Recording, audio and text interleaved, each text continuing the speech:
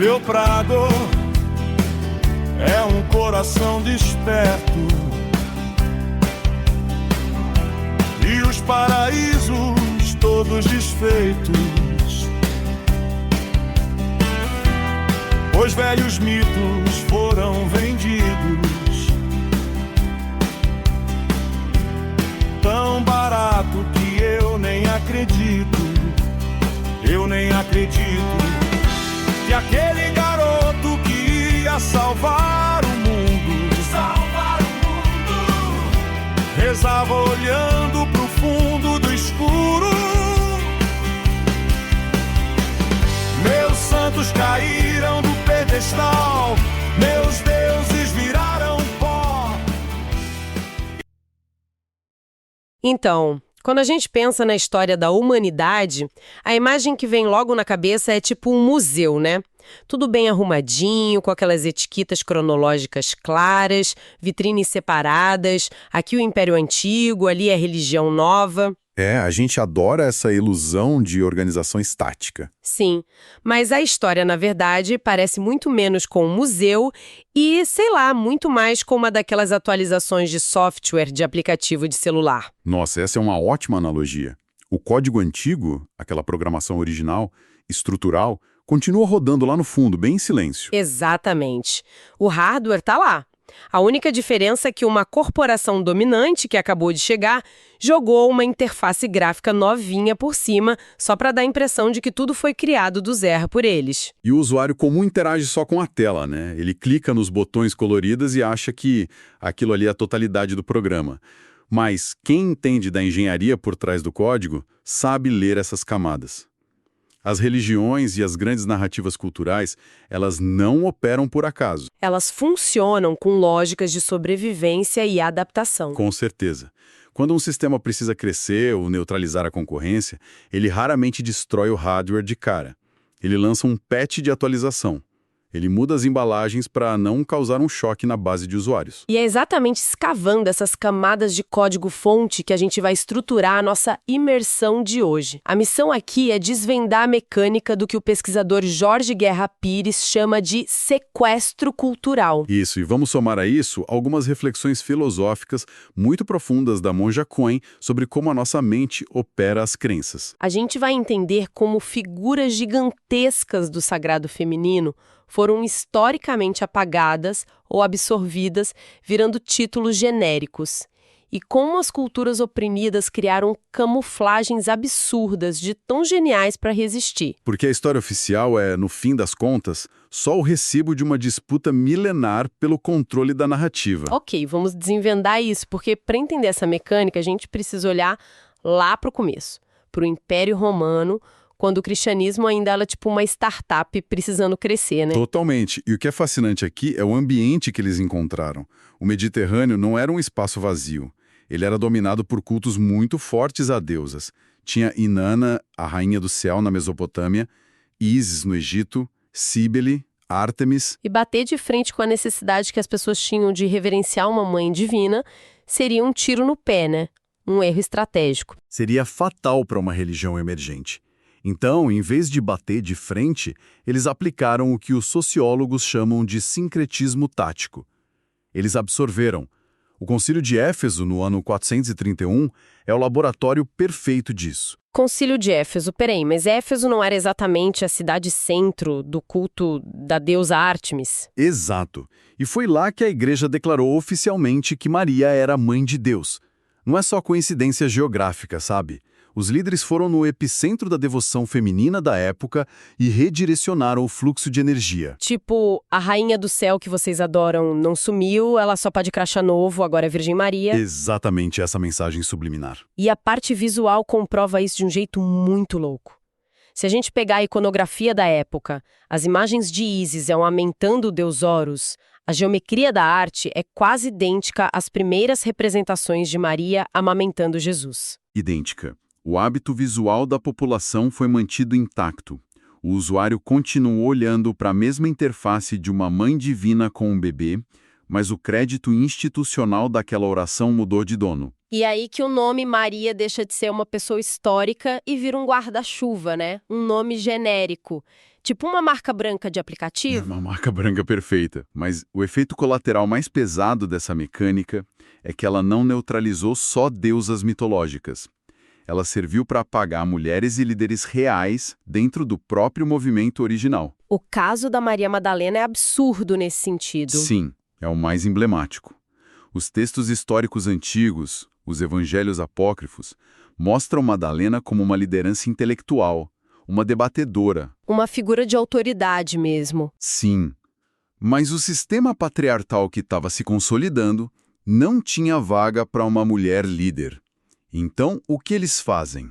Eles pegam várias figuras femininas diferentes, fundem todas sob o mesmo rótulo genérico de Maria. E aí a Madalena é taticamente reescrita, deixando de ser uma líder intelectual para virar uma seguidora submissa, marcada só pelo arrependimento.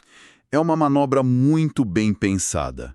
A espiritualidade feminina não é proibida, ela é alterada.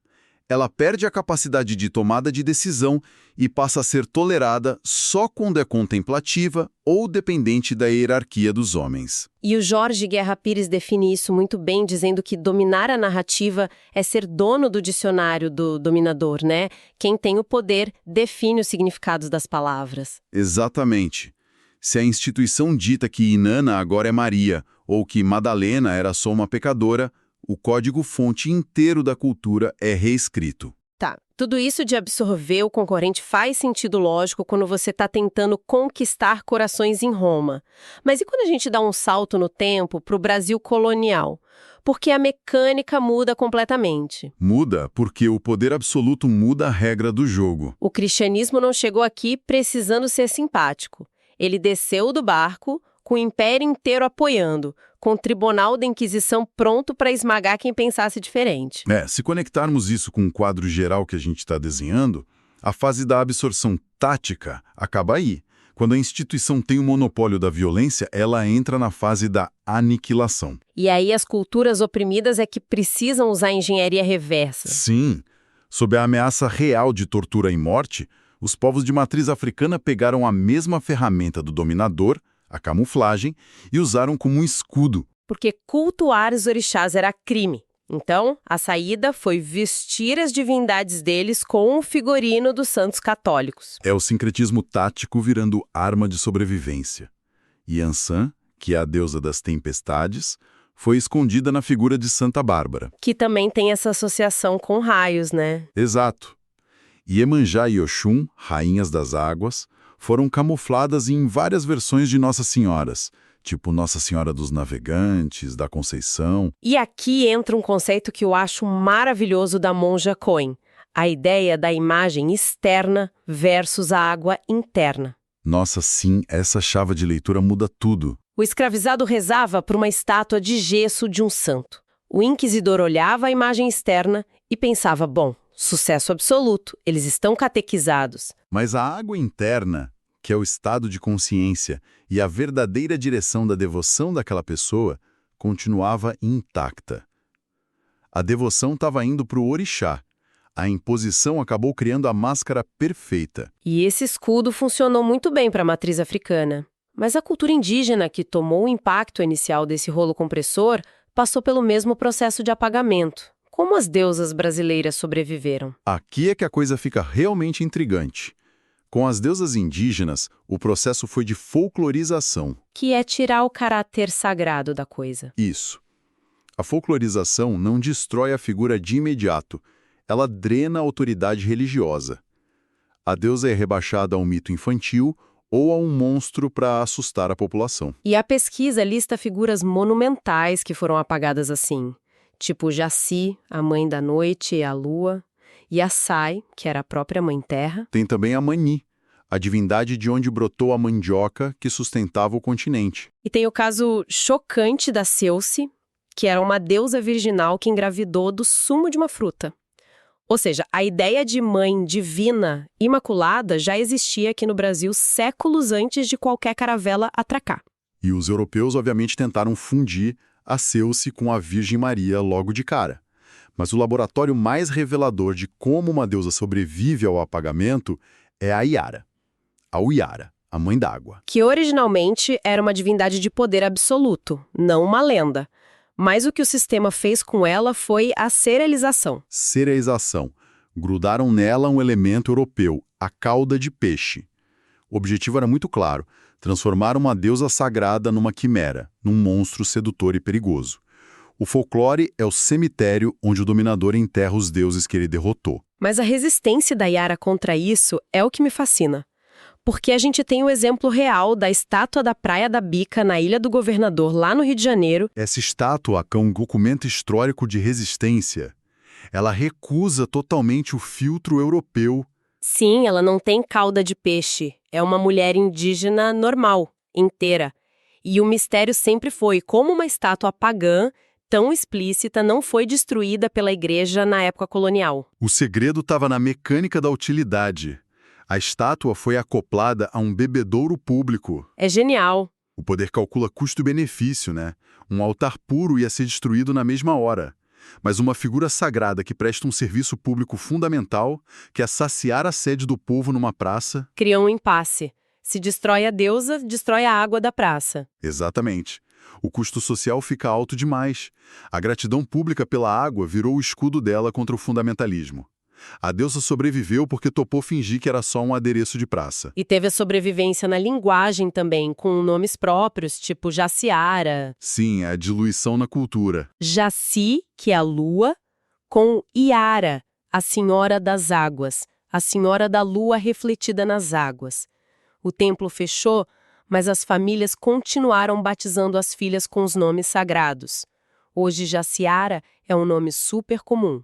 E é irônico que esse apagamento de diluir no cotidiano foi o que salvou elas de sumirem de vez. É adaptação levada ao limite. Mas isso levanta uma questão muito urgente que os textos do Jorge Guerra Pires trazem para hoje: a conversão narrativa. Porque essa mecânica do dicionário do dominador não ficou no passado, não. Ela não apaga só Deus de gesso, mas ela apaga conceitos e movimentos sociais, né? Isso. A conversão narrativa moderna atua pegando conquistas laicas, tipo o movimento abolicionista, o feminismo, os direitos humanos do iluminismo, e carimbando tudo dizendo que foi, no fundo, uma caridade cristã. O material do Pires mostra que até intelectuais ateus famosos têm a biografia reescrita depois que morrem para parecerem convertidos. É a mesma serialização da Iara, mas aplicada ao progresso secular da humanidade. Mas como é que a gente aceita isso tão fácil? É aí que entra a psicologia, os estudos do Daniel Kahneman sobre como o nosso cérebro funciona. É o priming, a indução. Se uma instituição bate na mesma tecla o tempo todo dizendo que a ética só existe por causa deles, eles criam uma âncora. E o sistema 1 do cérebro, que é aquele piloto automático, engole isso sem questionar de onde veio. A repetição cansa o nosso lado crítico. Exato. E é justamente aqui que a visão da monja Coen e do budismo servem para desarmar essa armadilha toda. Eu achei essa conexão incrível. Porque, à primeira vista, como que um ritual de observar a lua lá no Oriente vai ajudar a combater a apropriação narrativa? Porque no budismo não tem a intermediação mística. Quando o Ocidente, que tem a mente moldada por esse dicionário dominador, olha um monge contemplando a lua, a gente logo acha, nossa, ele está adorando um deus pagão celeste. A gente projeta a nossa mania de idolatria neles. Perfeito. Só que a lua ali é só uma âncora psicológica para o mindfulness, para a atenção plena. O cérebro foca num objeto neutro para se manter presente no agora. O que desliga justamente aquele piloto automático que aceita a narrativa mastigada. E a moralidade também tem a ordem invertida, né? Porque o conservadorismo costuma criar o que a gente pode chamar de cercas morais. Você tem um passado impuro e só a instituição pode limpar a sua ficha se você se arrepender e entrar para a cerca deles. Eles monopolizam o perdão. Eles são donos da borracha que apaga a história. O budismo Zen recusa isso totalmente. A monja Coen explica que o karma não é uma punição cósmica por vidas passadas. Karma é causa e consequência mecânica no aqui e agora. É a história do copo quebrado que ela usa. Eu adoro essa que analogia. cai. Cristalina. Se o copo cai e quebra, você pode ajoelhar e chorar para o céu pedindo perdão o dia todo. O copo continua quebrado. A mecânica da realidade não muda porque você entrou numa cerca moral.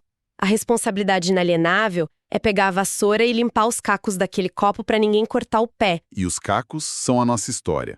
O aprendizado inevitável. Nenhuma instituição superior pode lavar magicamente as consequências das suas ações. Quando a pessoa entende isso, a promessa de narrativa de salvação fácil perde o poder sobre a mente dela. Então, amarrando tudo isso, a gente viu como o poder lá atrás usou o nome genérico de Maria para engolir deusas e silenciar líderes como a Madalena. Sim. E como no Brasil colonial, com a força do império, a matriz africana precisou camuflar a própria resistência atrás dos altares católicos.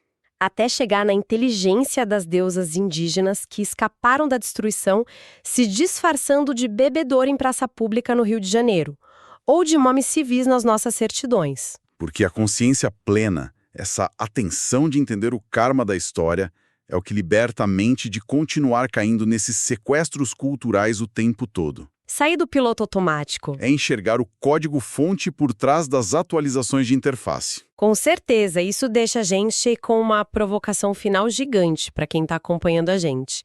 Porque, veja bem, se deusas monumentais e cultos inteiros conseguiram sobreviver por séculos disfarçados de uma sereia ou de um chafariz de praça que a gente passa direto e não olha, A pergunta que fica é: quais outros símbolos banais e super inofensivos do nosso cotidiano moderno são, na verdade, velhas crenças apagadas só esperando a gente prestar atenção? fica essa fagulha aí para todo mundo investigar. Uma ótima reflexão para a gente continuar explorando.